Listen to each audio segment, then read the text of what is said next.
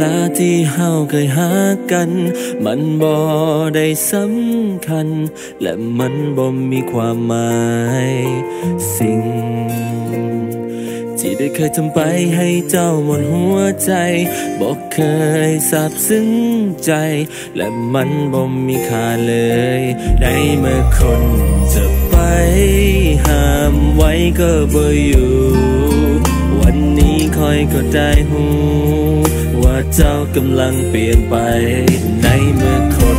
หมดใจเปลี่ยนไปบ่เหมือนเก่าก็ขอให้จบเรื่องเฮาและอยากเอาฮักมาส่งคืนเศษความรักที่เจ้านั้นเคยให้กันในวันนี้คอยขอน้ำมันมาคืนให้เจ้านั้นนำมันไปให้คนที่เจ้าเห็นว่าตัวเขามันสำคัญบ่จำเป็นต้องแสดงเพื่อเสียใจ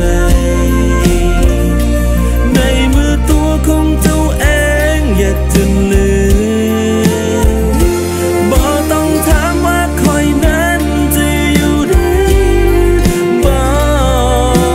ทั้งคอยจะขอให้เจ้าอยู่เจ้าก็ต้องไป